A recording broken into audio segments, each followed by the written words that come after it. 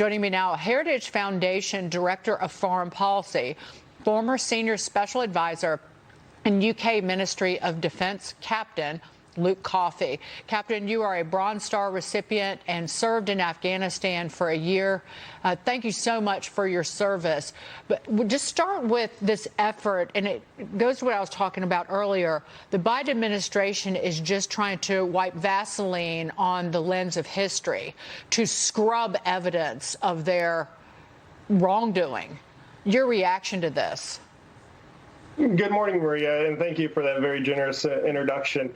Look, the Biden administration has stained America's prestige and honor around the world by the way they've handled this Afghan withdrawal and by the way they have essentially surrendered to the Taliban. And now they're trying to cover up any evidence that might show future historians or future scholars of what actually took place in the process leading up to this very embarrassing episode in U.S. history.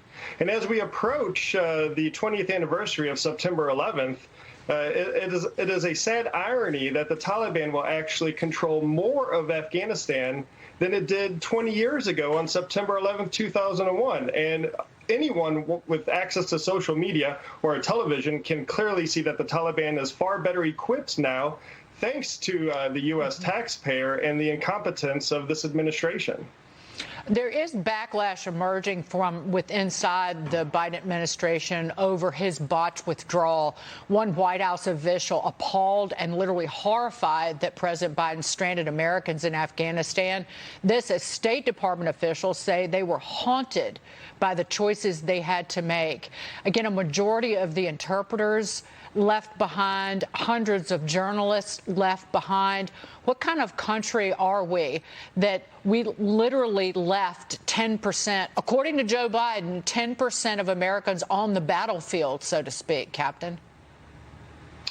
We are an unserious country right now. America is not a weak country. We have the best military that's unmatched. We have the world's largest economy. We're a center for tech innovation in Silicon Valley and other places. We are not a weak country, but we are an unserious country because we lack statescraft, we lack leadership, we lack political will to behave like a serious country. And this is what happens. We've seen very clearly over the past 200 days of this administration what happens when there isn't leadership coming from the very top.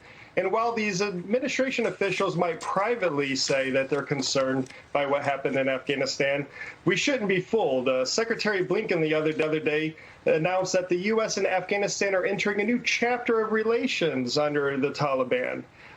Jake Sullivan, the national security advisor to President Biden, yesterday refused to call the Taliban America's enemy when we have been in Afghanistan for 2 decades fighting the Taliban. So the mixed messages that are coming out of this administration are not going to fool anyone. The anger that I hear from my friends who are veterans of fighting in Afghanistan, the war there, is the fact that we hear positive language talk about the Taliban who maimed and killed Americans for 20 years. Now we're going to partner with them? We already have. Gotten in bed with them? We already have. And just explain your personal reaction, Captain, to what you've seen. Well, I find this whole episode very saddening, primarily because this was all avoidable. Had President Biden decided to keep a very small presence, we're talking about 2,500 U.S. troops that were there predominantly training the Afghan military and our close air support, which supported the Afghan military when they were in battle. Mm-hmm. If he would have chosen to keep the small force in Afghanistan, we wouldn't be in the situation we're in today. Now, nobody ever argued that this small force was enough to ensure that the Afghan government won outright in this war. But it was certainly enough to make sure that the Taliban didn't win. And now they are back. Afghanistan is open season for terrorist organizations. We've already seen senior al-Qaeda officials coming back to Afghanistan, roaming around freely, and they haven't been there in 2 decades, and now they're back. So I fear that the consequences of President Biden's actions haven't fully been felt yet, and it might take years to feel the impact. And Christian, I want you to jump in here, but it's the way that our presence in Afghanistan was talked about. It has been a counterterrorism mission since, I think, 2014.